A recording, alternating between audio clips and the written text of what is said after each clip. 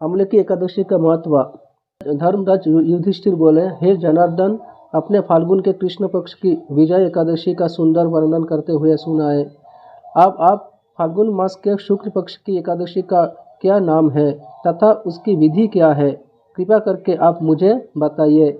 श्री भगवान बोले, हे राजन, फाल्गुन मास के शुक्ल पक्ष की एकादशी का नाम आम्लकी एकादशी है। इस व्रत के करने से समस्त पाप नष्ट हो जाते हैं तथा इसके प्रभाव से 1000 गौ दान का फल प्राप्त होता है। इस व्रत के करने से समस्त पाप नष्ट हो जाते हैं।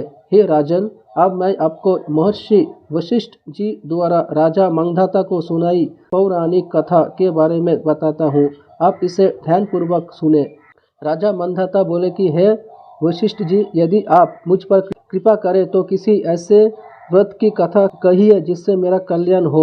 महर्षि वशिष्ठ बोले कि हे राजन, आप सब व्रतों से उत्तम और अंत में मोक्ष देने वाले अम्लकी एकादशी का व्रत का वर्णन मैं करता हूँ। ये एकादशी फाल्गुन माह के शुक्ल पक्ष में होती है। एक वेदिश नाम का नगर था जिसमें ब्राह्मण, क्षत्रिय, वैश्य और शूद्र चारों वर्ण आनंद सहित रहते थे। उस नगर में सदैव वेद ध्वनि गुंजा करती थी तथा पापी, दुराचारी तथा नास्तिक उस नगर में कोई नहीं था। उस नगर में चैत्ररथ नाम का चंद्रवंशी राजा राज्य करता था। वो अत्यंत विद्वान था, धर्मी था। उस नगर में कोई भी व्यक्ति दरिद्र व कंजूस नहीं था। सभी नगरवासी विष्णु भक्त थे और आबाल वृद्ध स्त्री पुरुष एकादशी का व्रत किया करते थे। एक समय फाल्गुन मास के शुक्ल पक्ष की अम्लकी एकादशी आई। उस दिन राजा, प्रजा तथा बाल वृद्ध सबने हर्षपूर्वक व्रत किया। राजा अपनी प्रजा के साथ मंदिर में जाकर पूर्ण कुंभ स्थापित करके धूप, दीप, नैवेद्य, पंचरत्न आदि से धात्री आंवले का पूजन करने लगे और इस प्रकार स्तुति करने लगे। हे धात्री, तुम ब्रह्म स्वरूप हो, तुम ब्रह्मा जी द्वारा उत्पन्न हुए हो और समस्त पापों का नाश करने वाले हो। तुमको नमस्कार है। अब तुम मेरा अर्घ्य स्वीकार करो। तुम श्री राम चंद्र जी द्वारा सम्मानित हो। मैं आपकी प्रार्थना करता हूँ, अतः आप मेरे समस्त पापों का नाश करो। उस मंदिर में सबने रात्रि को जागरण किया। रात के समय वहाँ एक बहिलिया आया जो अत्यंत पापी और दुराचारी था। वो अपने कुटुंब का पालन शिव हत्या करके किया करता था। भूख और प्यास से अत्यंत व्याकुल वो बहिलिया इस जागरण को देखने के लिए मंदिर के एक कोने में बैठ गया और विष्णु भगवान तथा एकादशी महत्व की कथा सुनने लगा। इस प्रकार अन्य मनुष्यों की भांति उसने भी सारी रात जागरण किया, सारी रात जागकर बिता दी। अतः कल होते ही सब लोग अपने घर चले गए तो बहेलिया भी अपने घर चला गया।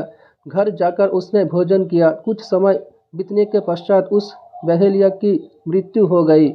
मगर उस अम्लकी एकादशी के व्रत तथा जागरण से उसने राजा विदुरथ के घर जन्म लिया और उसका नाम वसुरथ रखा गया। युवा होने पर वो चतुरंगिनी सेना के सहित तथा धन धन्य से युक्त होकर 10,000 ग्रामों का पालन करने लगा। वह तेज में सूर्य के समान, कांति में चंद्रमा समान, वीरता में भगवान विष्णु के समान और क्षमा में पृथ्वी के समान था। वो अत्यंत धार्मिक, सत्यवादी, कर्मवीर और विष्णु भक्त था। वह प्रजा का समान भाव से पालन करता था। दान उसका नित्य कर्तव्य था। एक दिन राजा शिकार खेलने के लिए गया। देवयोग से वो मार्ग भूल गया और दिशा ज्ञान न रहने का कारण उसी वन में एक वृक्ष के नीचे सो गया। थोड़ी देर बाद पहाड़ी म्लेच्छ वहां पर आ गया और राजा को अकेला देखकर मारो मारो शब्द करते हुए राजा की ओर दौड़े। म्लेच्छ कहने लगे कि इसी दुष्ट राजा ने हमारा पिता, माता, पुत्र, पौत्र आदि अनेक संबंधियों को मारा है तथा देश से निकल दिया है, अतः इसको अवश्य मारना चाहिए। ऐसा कहकर वे म्लेच्छ उस राजा को मारने दौड़े। अनेक प्रकार के अस्त्र शस्त्र उसके ऊपर फेंके। वे सब अस्त्र शस्त्र राजा के शरीर पर गिरते ही नष्ट हो जाते हैं और उनका वार पुष्प के समान प्रतीत होता। अब उन म्लेच्छों के अस्त्र शस्त्र उल्टा नहीं पर प्रहार करने लगे, जिससे वे मूर्छित होकर गिरने लगे। उसी समय राजा के शरीर के एक दिव्य स्त्री उत्पन्न हुई। वो स्त्री अत्यंत सुंदर होते हुए भी उसकी मुकुटी टेढ़ी थी, उसकी आंखों से लाल लाल अग्नि निकल रही थी, जिससे वो दूसरे काल के समान प्रतीत होती थी।